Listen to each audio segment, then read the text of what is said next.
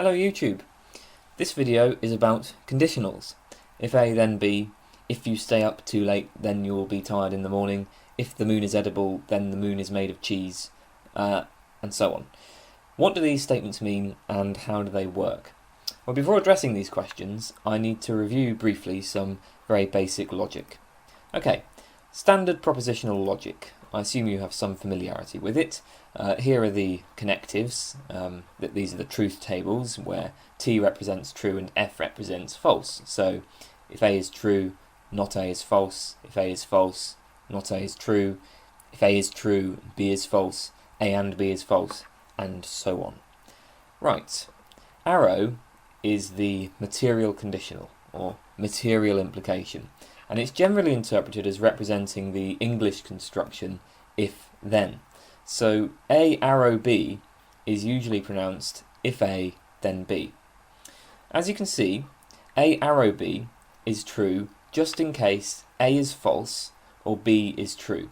The only time it's false is when A is true and B is false, right? So A arrow B is essentially a disjunction. It means not A or B. We say that this connective, like all the other connectives here, is truth functional. All that matters to the truth of A arrow B is the truth value of A and the truth value of B. Nothing else is relevant. Right, that's a formal logical connective.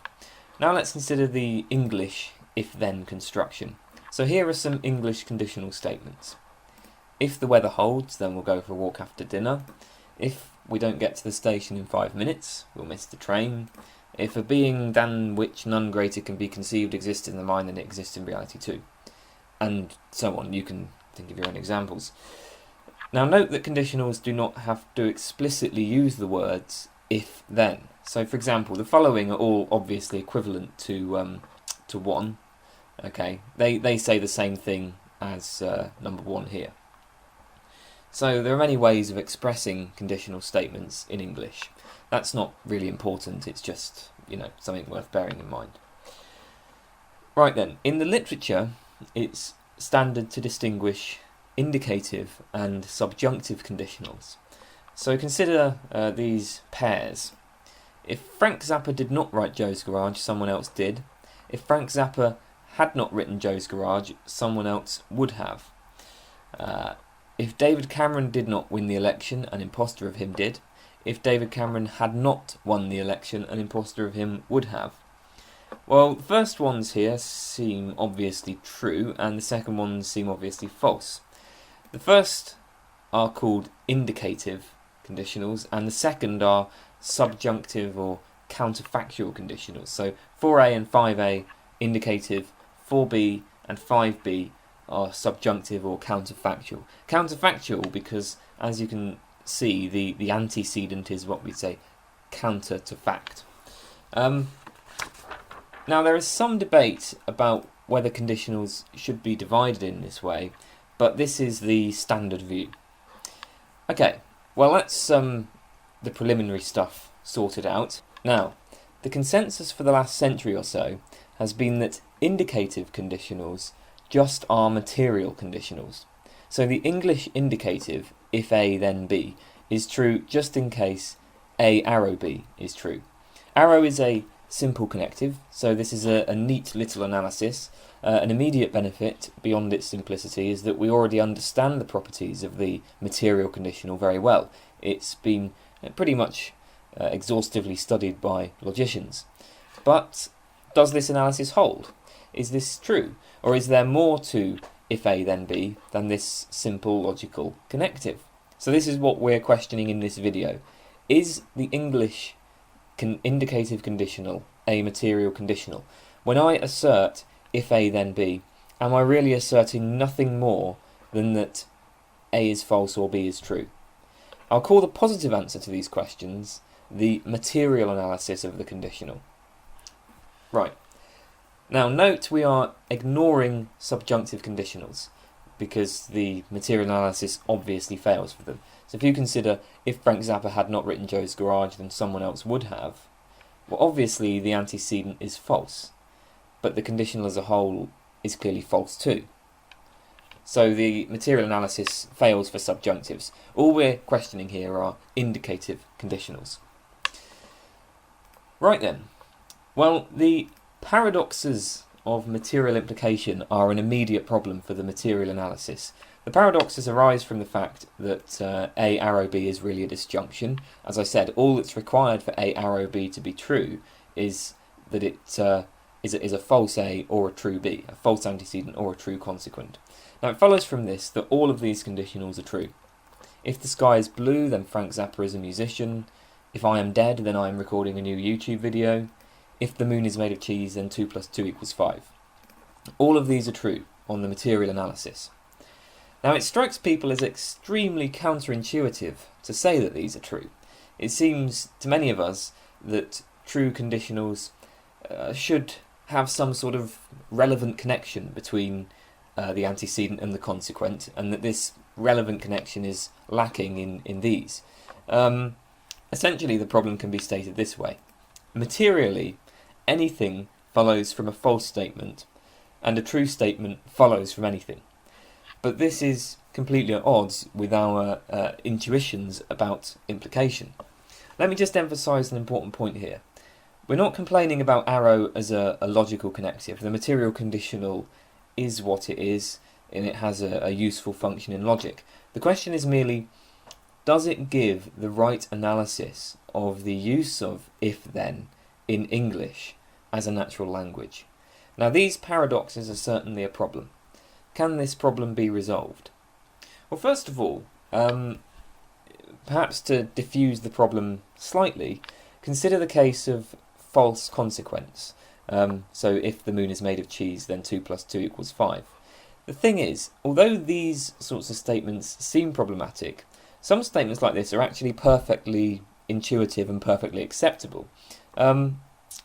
Suppose John has a test coming up. I think he's rather stupid, and I know he hasn't bothered doing any revision. So I say, if John passes the test, I'm the Pope. Another example would be, if John passes the test, I'm a monkey's uncle. We understand these to be expressions of the falsity of the antecedent. So John is not going to pass the test, that's what I'm saying. We're saying that if the antecedent is the case, then anything might as well be the case. But this, of course, is exactly how the material conditional works. Now, of course, we might object that this kind of use of conditionals is a very special case. They're being used non-standardly, hence it has no relevance for an account of standard conditionals. In any case, even if this point does diffuse some of the paradoxes, we're still left with the difficult cases of true consequence, like number 1 and 2 here. So we still need to address these paradoxes of material implication, paradoxes of the material conditional. Right then, let's have a look at some attempts to answer these problems. Paul Grice was a defender of the material analysis. He held that if A then B and A arrow B have the same truth conditions, so one is true just in case the other is. He attempted to explain away the paradoxes using the theory of conversational implicature. Now the basic idea here is that statements can suggest or imply things without literally asserting them. Suppose I say, I was in my friend's house talking to him about modal realism last night. You probably imagine two people in a comfy living room having a cultured conversation, but you're wrong. My friend is actually my dog, and I was in the garden in his dog house with him, and I was talking to him. He wasn't saying anything back, but I was talking to him about modal realism. Now the point is that what I've said is perfectly true, but it's misleading. The way I phrased it clearly implies a conversation between two humans.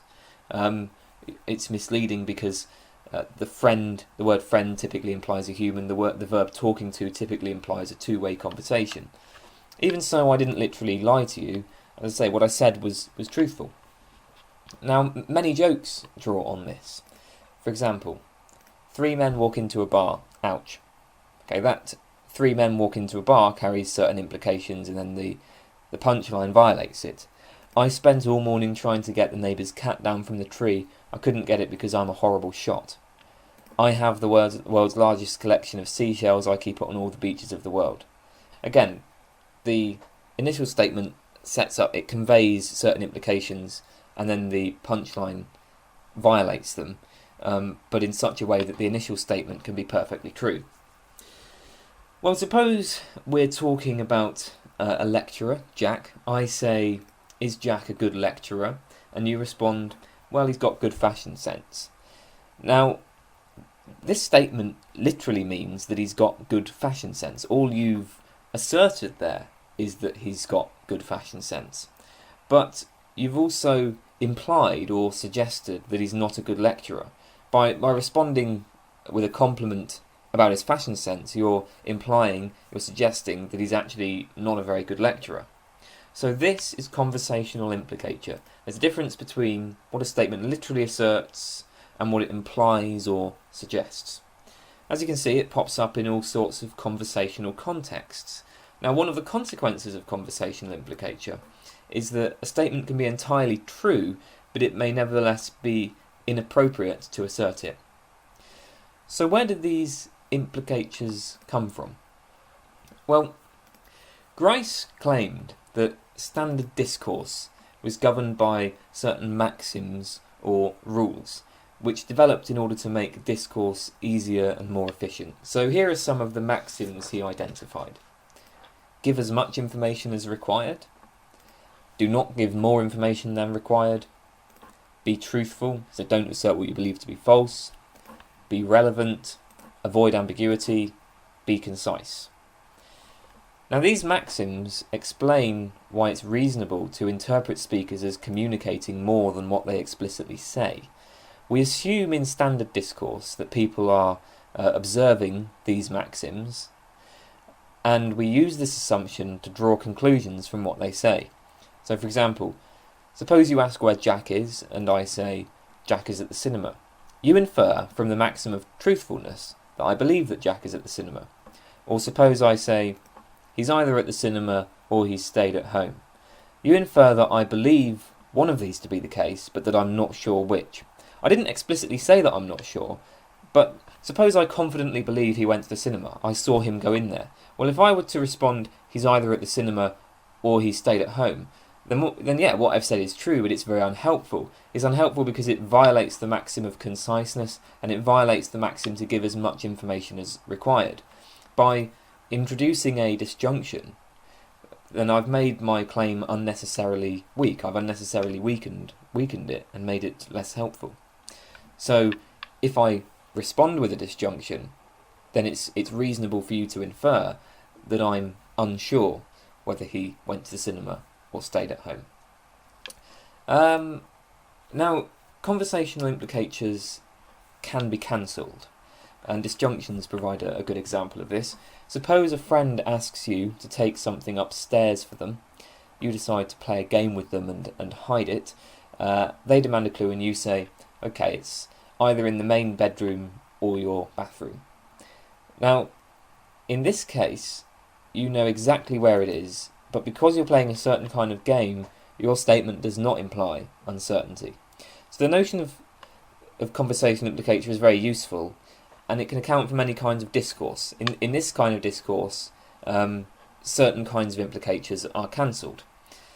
It should be fairly clear how this can explain conditionals. According to Grice, the material analysis holds. So if A then B is true, just in case A is false or B is true. So all of the following are true. However, in standard discourse, it would be inappropriate to assert them. The trouble with saying something like, if the sky is blue, then Frank Zappa was a musician, is that it offends against various maxims. So by adding, if the sky is blue, I unnecessarily weaken my claim, I make it less concise, and I add something completely irrelevant, and so on. That's why it's a silly thing to say, and that's why these conditionals seem false to us. They're not really false, but they are inappropriate to assert, and Grice has given us a reason why. Now, Grice's basic claim that there are conversational implicatures, that conditionals may be true but inappropriate to assert, I think that's pretty much unassailable. But there are some problems with his analysis. These criticisms come from Frank Jackson, who we'll talk about more later. Firstly, there is a significant disanalogy between true but inappropriate conditionals and other apparently true but inappropriate statements. When I say, if the sky is blue then Frank Zappa is a musician, what I've said does not strike us as being true. But on the material analysis, this is equivalent to, the sky is not blue or Frank Zappa is a musician. Now, this statement strikes most people as inappropriate, but it doesn't strike them as being untrue. Very few people would have any trouble accepting that this disjunction is true. The question is, if then is truth functional, why does it seem not to be? Why are we so inclined to confuse truth and assertability with the conditional, but not with the or connective? Grice's maxims can't account for this, and this suggests that there's more to the meaning of if A then B than is given in not A or B. That is, there's more to the meaning of if A then B than A arrow B. To drive this point home, recall the conditional, if I am dead then I am recording a new YouTube video. This is one where we really balk at calling it true. Grice would hold that it's inappropriate to say it because I could say more by asserting simply, I am recording a new YouTube video. But is it really plausible to suppose that that's all that's wrong with it? Again, compare I am not dead or I am recording a new YouTube video, where we're using an inclusive or. This is silly and inappropriate, but it's perfectly true. Most of us would accept that this is perfectly true. We can see in this case true but inappropriate, but with the conditional we don't see that, and I don't think Grice can explain that. So Grice's story is at best incomplete because it doesn't account for the difference, the very big difference between this conditional and this disjunction. Right, second problem. Contraposition.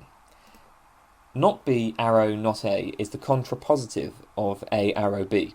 Logically, A arrow B and its contrapositive say the same thing. They are strictly equivalent, they're tautologies. But if A then B, and if not B then not A, well, they don't seem to be equivalent. They don't seem to say the same thing. Consider this example from Jonathan Bennett. Even if the Bible is divinely inspired, it is not literally true. Bennett says that he accepts this. However, he doesn't accept the contrapositive of this, that if the Bible is literally true, then it is not divinely inspired. So in this case, we have a case where arguably, if A then B is perfectly assertable, but its contrapositive is not. But if we're dealing with the material conditional, these two are exactly equivalent. So again, we have a problem here. Why? How do we account for this? Right, third problem. Suppose I'm sure that not A is the case. Well, in this case, Grice's maxims have it that it is inappropriate to assert if A then B in standard discourse. And this because I would say more by asserting just not A. Remember, on the material analysis, if A then B is just the disjunction not A or B, and you should not assert not A or B if you're sure of either disjunct. Well, consider another example from Bennett. I'm sure that Polynesians didn't originally come from India, but it may be entirely appropriate for me to assert, if the Polynesians did come from India, there have been inhabitants of India whose language was not Indo-European. This seems perfectly acceptable, but Grice has to condemn it. There's a parallel problem with the consequent. So, suppose I am sure that B. Again, Grice's maxims have it that it's inappropriate to assert if A then B. Again, I would say more by asserting just B. But imagine we're dealing with a murder case.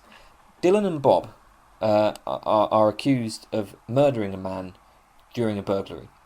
Now, I'm sure that Dylan is guilty. However, his defence puts forward a convincing case that the fatal blow was struck by Bob. Now, in this case, it may be entirely reasonable for me to assert, even if Dylan didn't strike the fatal blow, he's still guilty of murder. The point of this kind of assertion is that the antecedent is irrelevant to the main question. The main question being, is he guilty of murder? Now, it doesn't matter whether or not he struck the fatal blow. You don't have to strike the fatal blow to be guilty of murder. So, I'm sure that Dylan is guilty of murder, but I can still assert, even if Dylan didn't strike the fatal blow, he's still guilty of murder. Grice's maxims condemn it. So, those are some problems. Now, despite Jackson's arguments against Grice's theory, Jackson himself was a defender of the material analysis. Now, we know that there's more to the meaning of if A then B than simply A arrow B. Both Grice and Jackson hold that if A then B and A arrow B have the same truth conditions, and that in asserting if A then B, you assert nothing more than A arrow B. But of course we do not just assert, we also implicate. Now Grice, as we saw, argued that the implicatures involved in if A then B arose from general maxims of discourse, that's conversational implicature. We've seen the problems with this theory. Jackson held that the implicatures have a different source. Jackson defends conventional implicature. What is conventional implicature? Well, consider these two statements. Bertrand is a philosopher and he is friendly. Bertrand is a philosopher, but he is friendly. Very arguably, these statements have the same truth conditions. They're both true just as long as each conjunct is true. Nothing else matters. But note that there's a significant difference in their meaning. The first one simply attributes two properties to Bertrand. So does the second, but the second also suggests, due to its use of the word but, that it's unusual for somebody to be both a philosopher and to be friendly. The second implies a contrast between the conjuncts, whereas the first does not imply any contrast. Now consider this one. Not even Peter found that film scary. Again, arguably this is true just in case Peter didn't find the film scary. All you assert in asserting this statement is that Peter didn't find the film scary. But it implicates more than this. Due to the word even, it implicates that Peter is easily scared. Imagine that Peter did not find the film scary, but also that Peter is not easily scared. Then, not even Peter found the film scary is certainly misleading, but it doesn't seem to be false. And this suggests that Peter is easily scared is implicated, not outright asserted, by the statement. Now, conversational implicature was, as we saw, about general maxims, general rules of discourse. Conventional implicature deals with the meanings of individual words. We obviously can't explain the implicature that Peter is easily scared by appealing to general maxims. It arises due to the meaning of the individual word even. The same with the contrast in Bertrand is a philosopher but he is friendly. That doesn't arise because of general maxims, general rules. It arises because of the meaning of the word but. Now there are important differences between conversational and conventional implicature. These are perhaps not so relevant in this video, but I do want to note two primary differences. Conversational implicature is cancelable but not detachable. Conventional implicature is detachable but not cancelable. Consider again Jack the lecturer. I say, is Jack a good lecturer? You respond, well, he's got good fashion sense. This conversationally implies that Jack is not a good lecturer. But then you add, not to suggest that he isn't a good lecturer, he's excellent. What you've done here is cancel the implication. Generally, you can't do this with conventional implicature. If I say Bertrand is a philosopher but he is friendly, it does no good to say not to imply that most philosophers aren't friendly, because by using the word but, I've implied it whether I like it or not. Now on the other hand, with conventional implicature, some words can say the same thing without the implication. So Bertrand is a philosopher and he is friendly says the same thing but does not implicate the contrast as Bertrand is a philosopher but he is friendly.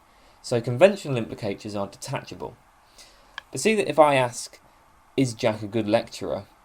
Any way of responding that his fashion sense is good will convey the implication that he's not a good lecturer. There's no way to say the same thing and not to convey the implication. So those are two differences. We have conversational implicature, which you can cancel it, but you can't detach it, whereas conventional implicature, you can detach it, you can say the same thing without the implication, but you can't cancel it. That's the general view. As I said, maybe not so important here, but it's worth being aware of those differences. So, according to Jackson, when I say if A then B, all I assert is A arrow B, that is, not A or B. However, I also implicate, due to the particular meaning of the if-then construction, that the consequent is robust with respect to the antecedent. What does that mean? What does robust mean? Well, the concept of robustness was introduced by Jackson himself. Take two statements A and B. We say that B is robust with respect to A, just in case B has a high probability on the supposition that A is true. That is, there is a high probability of B given A. In other words, if you came to believe that A, you would continue to believe that B. Jackson gives this example. Suppose I'm reading the paper and there's just been an election, an unusual one in that it's between, say, 20 candidates who are all equally likely. You ask me who won. I read that Hyperion won the election, but I say either Hyperion or hydrogen won the election. Now, all of us would agree that what I've said is perfectly true, but misleading. Misleading because it implies that I'm uncertain when I'm not. Jackson would say that the trouble with saying this disjunction is that the disjunction is not robust with respect to the negation of its first disjunct. In other words, on the supposition that the first disjunct is false, I would stop believing this disjunction, since the only reason I believed it in the first place was my belief that the first disjunct was true. So if I came to believe that the first disjunct was false, I'd stop believing the disjunction. Hence, it's not robust with respect to the negation of its first disjunct. And that explains why I shouldn't assert this disjunction. Now consider a slightly different case. I have very bad eyesight, and when reading the paper, I can only make out the first letter of the name. So I see H and then a blur. But I know that the only two candidates whose names begin with H are Hyperion and Hydrogen. Well, in this case, when I assert either Hyperion or Hydrogen won the election, what I say is fine, because the disjunction is robust with respect to the negation of either the first or the second disjunct. Not both, of course. The point is, if I came to know that Hyperion is not the winner, I will still believe the disjunction is true, and similarly for hydrogen. My confidence in the disjunction will be unshaken, since if I discover that one disjunct is false, I'll believe the other. It's worth noting here that Jackson is not suggesting that conventional implicature can entirely replace conversational implicature. For consider again the election, but suppose that Hyperion and Hydrogen are the only serious candidates. It's like an American presidential election. The only serious candidates in the last election were Obama and Romney. Nobody expected anyone else to win. So I read that Hyperion has won, and when you ask me who's won, I say either Hyperion or Hydrogen won the election. Now note that this disjunction is robust with respect to the negation of its first disjunct. If I came to believe that the newspaper reported incorrectly and Hyperion did not win the election, I would believe that Hydrogen won, being the only other serious candidate, and hence I would still accept the disjunction. But what I say, of course, is still unhelpful. It's unhelpful this time for Gricean reasons. So conversational implicature still has a role to play. Jackson just denies that this role can fully explicate conditionals. He denies that that's all that's going on here. Right, so back to conditionals. I say if A then B, all I assert is A arrow B. But the if-then construction, unlike the arrow, carries a conventional implicature that the consequent is robust with respect to the antecedent. When I assert if A then B, I imply that I'm confident that if A is true, B will remain true too. So that is, I accord B a high probability on the supposition that A is true. The important point for Jackson is the use of conditionals in modus ponens, arguments of the form if A then B, A therefore B.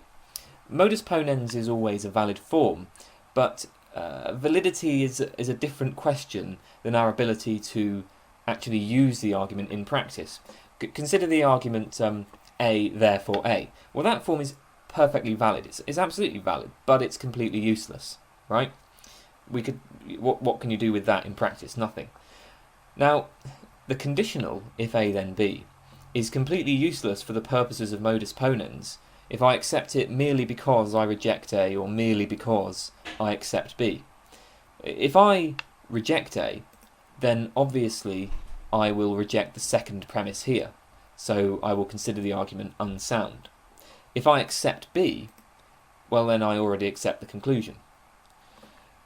The paradoxes of material implication, if the moon is made of cheese and 2 plus 2 equals 5, if the sky is blue then Frank Zappa is a musician, these are true but useless.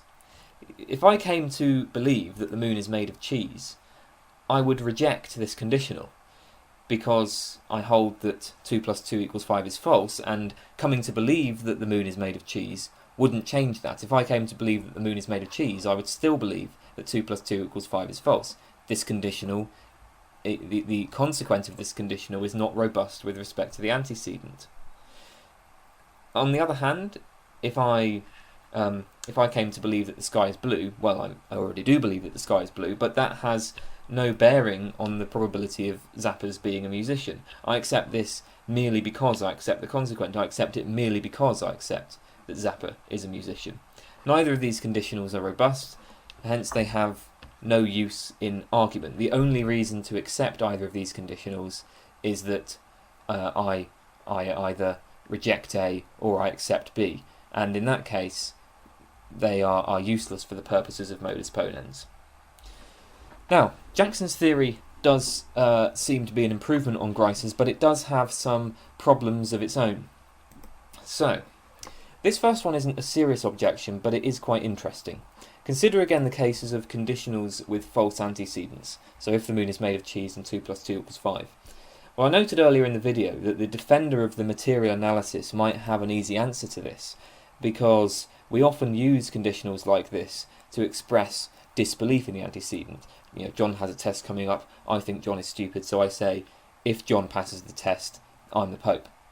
Now, the trouble is that Jackson can't allow conditionals like this to be assertable, because I'm the Pope is not robust with respect to John passes the test. Should John pass the test, I won't even slightly raise the probability that I'm the Pope. I would just reject that conditional.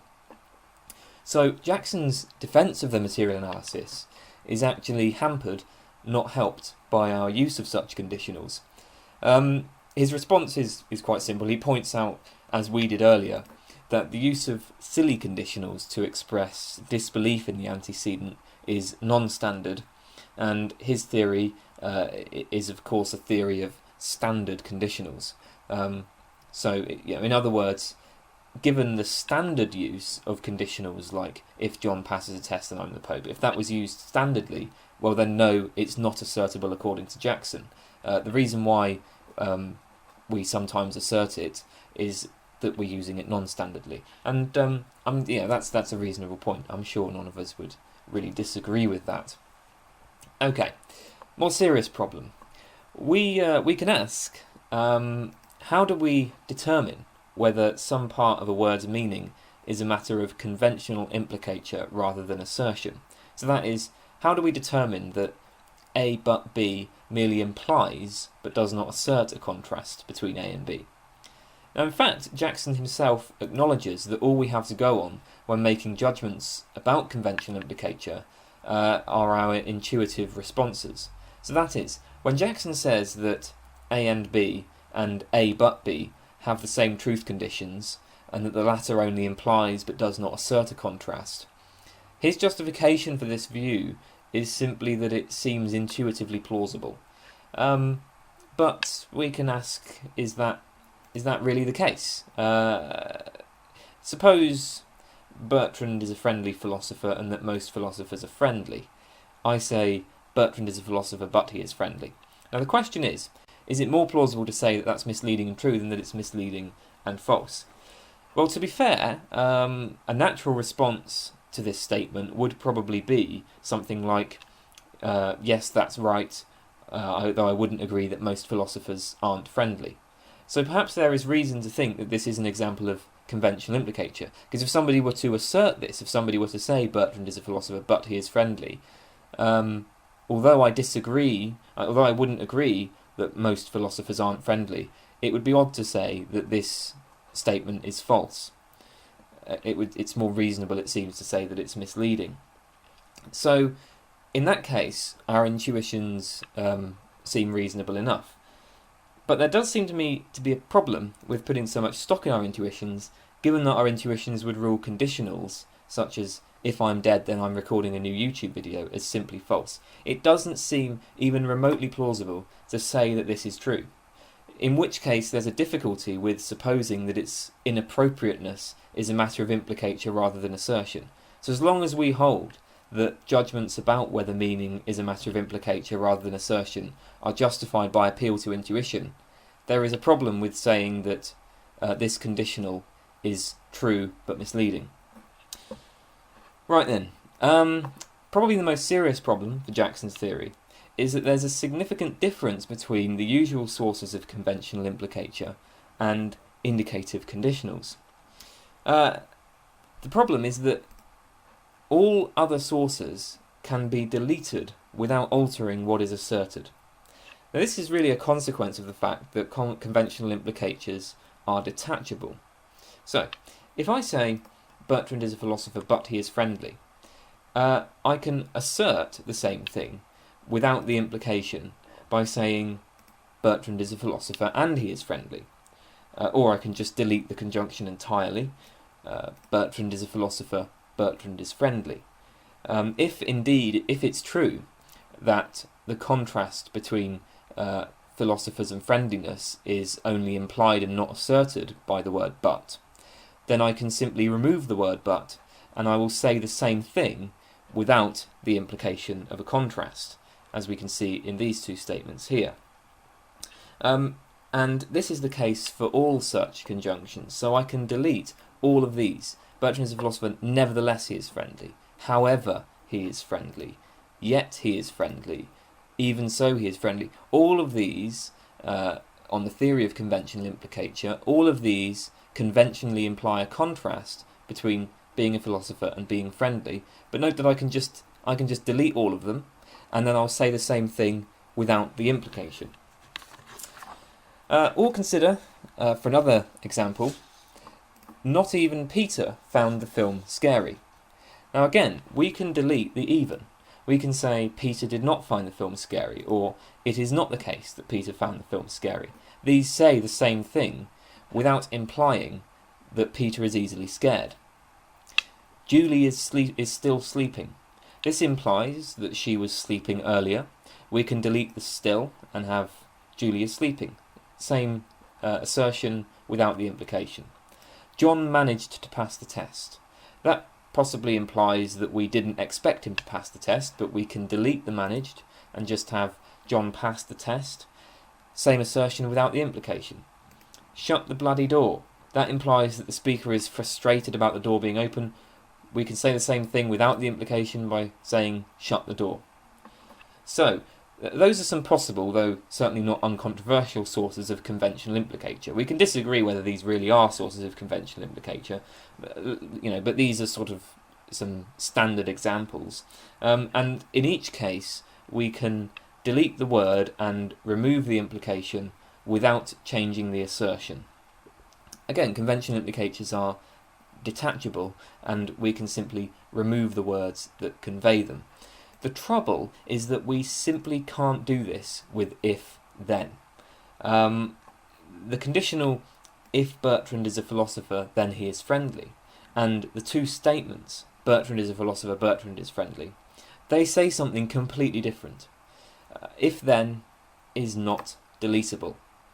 And that's a very significant structural difference between the usual sources of conventional implicature and between the conditional. Now, Jackson himself acknowledges this problem. His response is that actually there are other standard sources of conventional implicature that are not deletable. The only example he gives is unless. So he gives the example of unless, A unless B. And it is true, you can't delete unless. If you had A unless B, that says something completely different to A and B, or just, stating A and then stating B. The trouble is that this is a fairly lame response, since A unless B is generally held to mean the same thing as if not B, then A. So A unless B is itself a conditional. So it's no surprise that we can't delete the unless. That's a poor response. We'd have to find a standard source of conventional implicature that does not seem to be a conditional for this kind of response to work. Right, those are some problems with Jackson's theory then. Now, there are some problems that both Jackson and Grice face. The most serious concern is embedded conditionals. That is, conditionals that are constituents of more complex statements. Stephen Reed gives the example of a debate about Churchill. I say Churchill ordered the bombing of Dresden and you deny it. Now, I'm sure we all agree that the conditional, if I am right then you are wrong, is true and assertable. And I'm sure we all agree that the conditional, if I am right then you are right, even if that's true, which it may be on the material analysis, is certainly not assertable. Of course, it would be odd to say that it's true, but we've seen how both Grice and Jackson deal with that. But now consider the following. Either if I am right then you are right, or if you are right then I am right. This is a proposition of the form if A then B, or if B then A. Now this disjunction is clearly false. There's no way that either disjunct is true. You explicitly denied what I said, so neither conditional can hold. But think about it materially. If I'm right, then the second disjunct is true, since it has a true consequent. And if you're right, then the first disjunct is true, since it has a true consequent. Hence the disjunction as a whole is true. One or the other of these must be true. This may be a problem.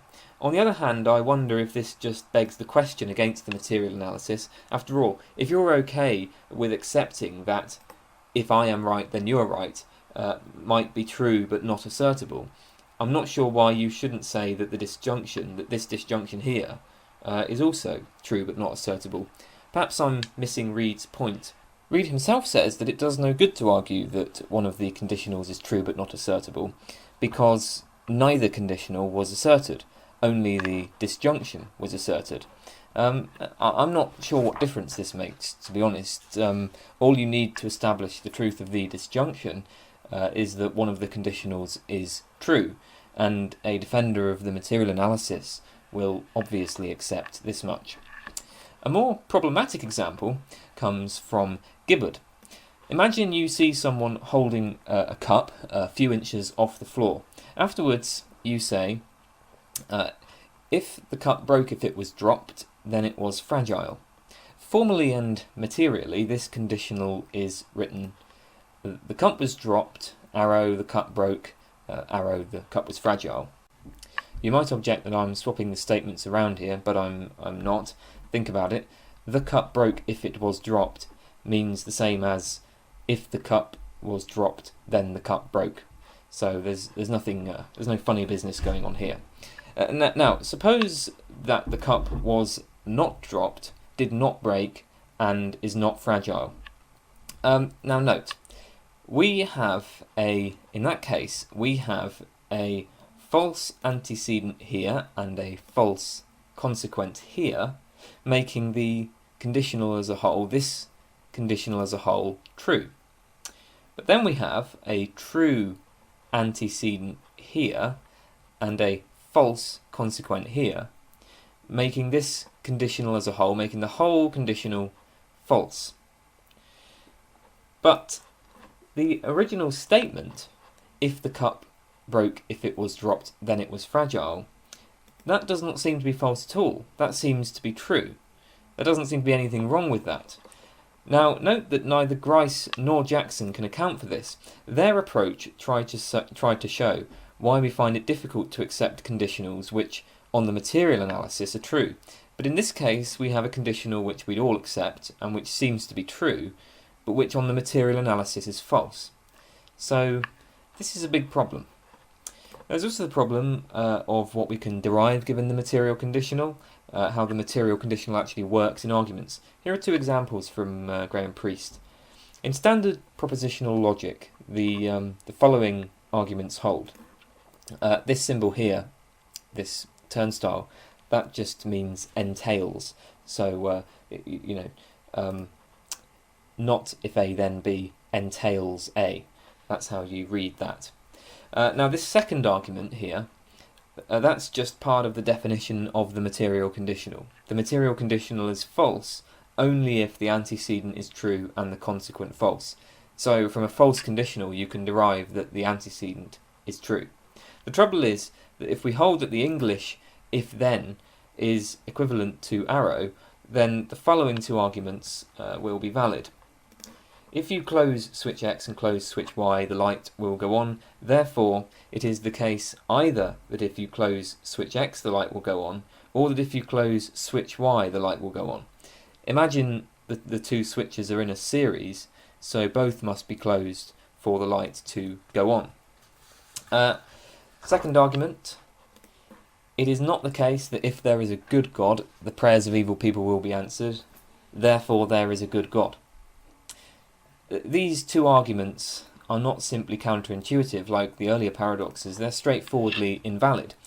And this suggests that the English conditional is not material. Again, the second argument form, not if A then B, therefore A, or it is not the case that if there is a good God, the prayers of evil people will be answered, therefore there's a good God. That argument form is just part of the definition of the material conditional, even if you do accept some non-classical logic in which the first argument fails, the second form must hold, or we're simply not dealing with the material conditional at all. And even if you believe in God, I'm sure you'll agree that's a pretty poor argument for God. Well, anyway, that's something to think about there. So, that's an introduction to the material truth functional analysis of indicative conditionals. As you can see, it's surprising just how much debate can be generated by a construction as simple as if A then B. And believe me, we have only scratched the surface. Anyway, I hope you found it interesting. Thanks very much for watching. Goodbye.